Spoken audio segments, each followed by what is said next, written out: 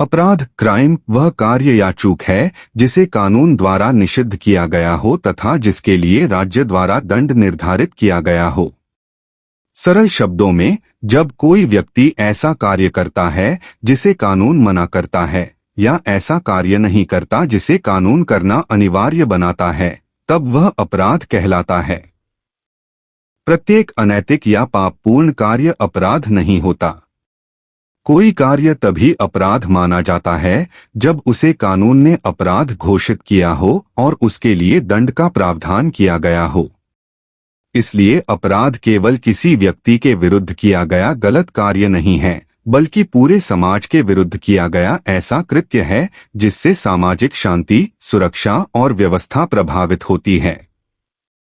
इसी कारण अपराधी के विरुद्ध मुकदमा राज्य चलाता है। वैधानिक दृष्टिकोण से अपराध वह कार्य है जो कानून का उल्लंघन करता है। समाजशास्त्रीय दृष्टिकोण से अपराध ऐसा व्यवहार है जो समाज के स्वीकृत नियमों और मूल्यों के विरुद्ध हो। नैतिक दृष्टिकोण से अपराध ऐसा आचरण हो सकता है जिसे नैतिक रूप से गलत माना जाए, परंतु प्रत्येक अनैतिक कार्य कानून की दृष्टि में अपराध नहीं होता। इसलिए किसी कार्य को अपराध मानने का सबसे महत्वपूर्ण आधार कानून है। अपराध के कुछ आवश्यक तत्व होते हैं जिनके बिना किसी व्यक्ति को अपराधी नहीं ठहराया जा सकता। पहला आवश्यक तत्व मानव का होना है। सामान्यतः अपराध किसी व्यक्ति द्वारा किया जाता है, यद्यपि कुछ परिस्थितियों में कंपनी या अन्य विधिक व्यक्तियों को भी उत्तरदायी ठहराया जा सकता है। दूसरा तत्व एक्टस रियस, एक्टस रोइस अर्थात अपराधपूर्ण कार्य या अवैध चूक है। इसका अर्थ है कि अपराध करने वाला व्यक्ति कोई ऐसा कार्य करे या कोई ऐसा वैधानिक कर्तव्य पूरा न करे जिसे करना आवश्यक था। केवल अपराध करने की सोच रखने से व्यक्ति अपराधी नहीं बनता जब तक कि वह उस विचार को किसी अवैध कार्य में परिवर्तित न कर दे। तीसरा आवश्यक तत्व मेंसरिया, मेंसरी अर्थात अपराधपूर्ण मानसिकता या दोषपूर्ण आशय है।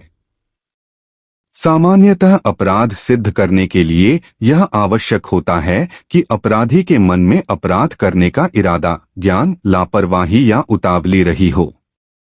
इसी सिद्धांत को लैटिन भाषा के प्रसिद्ध सूत्र एक्टस नॉन फैसिट रियम निसी मेंस सिटरी द्वारा व्यक्त किया जाता है। चौथा आवश्यक तत्व हानि, इंजरी है। प्रत्येक अपराध से किसी न किसी प्रकार की हानि होती है।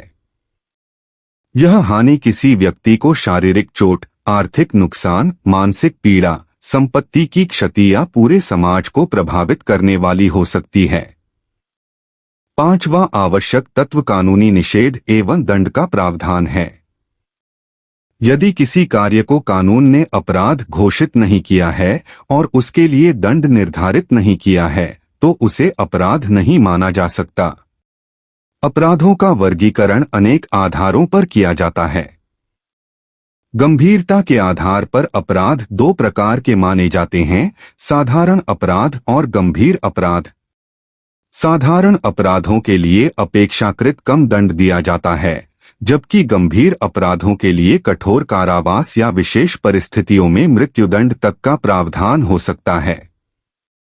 अपराधों का वर्गीकरण उनके स्वरूप के आधार पर भी किया जाता है। मानव शरीर के विरुद्ध अपराधों में हत्या, गैरइरादतन हत्या, मारपीट, अपहरण तथा चोट पहुंचाना शामिल हैं। संपत्ति के विरुद्ध अपराधों में चोरी, डकैती, लूट, जबरन वसूली, आपराधिक न्यासभंग, धोखाधड़ी तथा शरारत शामिल हैं। महिलाओं के विरुद्ध अपराधों में बलात्कार, यौन उत्पीड़न, पीछा करना, तेजाब हमला, दहेज से संबंधित अपराध तथा पति या उसके रिश्तेदारों द्वारा क्रूरता शामिल हैं।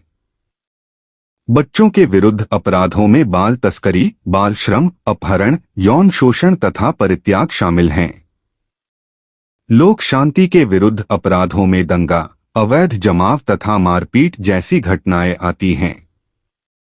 राज्य के विरुद्ध अपराधों में सरकार के विरुद्ध युद्ध छेड़ना, जासूसी, आतंकवाद तथा अन्य गंभीर राष्ट्र विरोधी अपराध शामिल हैं। आर्थिक अपराधों में भ्रष्टाचार, बैंक धोखाधड़ी, कर चोरी, धन शोधन तथा वित्तीय घोटाले आते हैं। साइबर अपराधों में हैकिंग, ऑनलाइन धोखाधड़ी, पहचान की चोरी, फिशिंग, साइबर स्टॉकिंग तथा कंप्यूटर प्रणाली में अनधिकृत प्रवेश शामिल हैं। पर्यावरणीय अपराधों में अवैध खनन, जल एवं वायु प्रदूषण, वनों की कटाई तथा खतरनाक अपशिष्ट का अवैध निस्तारण शामिल है। मानसिक तत्व के आधार पर भी अपराधों का वर्गीकरण किया जाता है।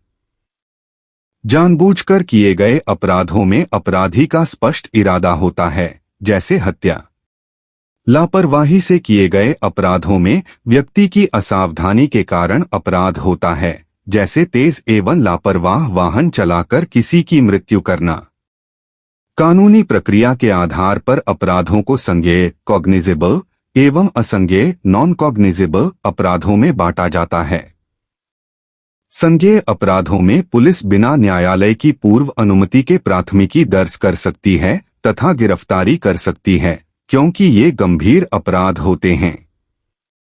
असंज्ञेय अपराधों में पुलिस को जांच प्रारंभ करने या गिरफ्तारी करने से पहले मजिस्ट्रेट की अनुमति लेनी होती है।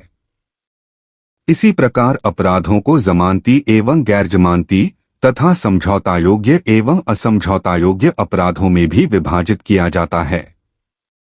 जमानती अपराधों में अभियुक्त को जमानत पाने का कानूनी अधिकार होता है, जबकि गैर जमानती अपराधों में जमानत देना न्यायालय के विवेक पर निर्भर करता है। समझौता योग्य अपराधों में पीड़ित और अभियुक्त कानून के अनुसार समझौता कर सकते हैं, जबकि असमझौता योग्य अपराध समाज के विरुद्ध गंभीर माने जाते हैं और सामान्यतः निजी समझौते द्वारा समाप्त नहीं किए जा सकते। आधुनिक समाज में अपराधों के अनेक प्रकार देखने को मिलते हैं। हिंसात्मक अपराधों में हत्या, बलात्कार और लूट जैसे अपराध आते हैं। संपत्ति संबंधी अपराधों का उद्देश्य अवैध रूप से धन या संपत्ति प्राप्त करना होता है। श्वेतपोश अपराध शिक्षित एवं प्रतिष्ठित व्यक्तियों द्वारा अपने व्यवसाय या पद का दुरुपयोग करके किए जाते हैं, जैसे भ्रष्टाचार, कॉरपोरेट धोखाधड़ी तथा वित्तीय घोटाले। संगठित अपराध अपराधी गिरोहों द्वारा किए जाते हैं, जिनमें मादक पदार्थों की तस्करी, मानव तस्करी, हथियारों की तस्करी और जबरन वसूली शामिल हैं। साइबर अपराध आधुनिक तकनीक का दुरुपयोग करके किए जाते हैं। पर्यावरणीय अपराध प्राकृतिक संसाधनों और जनस्वास्थ्य को नुकसान पहुंचाते हैं। किशोर अपराध वे अपराध हैं जो विधि द्वारा निर्धारित आयु से कम बच्चों द्वारा किए जाते हैं और उनका निपटारा किशोर न्याय प्रणाली के अंतर्गत किया जाता है। राजनीतिक अपराध सरकार या सार्वजनिक व्यवस्था के विरुद्ध किए जाते हैं, जबकि आतंकवाद का उद्देश्य हिंसा या भय उत्पन्न करके राजनीतिक, धार्मिक अथवा वैचारिक लक्ष्य प्राप्त करना होता है। अंत में कहा जा सकता है कि अपराध ऐसा कार्य है जिसे कानून ने निषिद्ध किया है और जिसके लिए दंड निर्धारित किया गया है। अपराध के प्रमुख तत्व मानव अपराधपूर्ण कार्य, अपराधपूर्ण मानसिकता, हानि तथा कानूनी निषेध है।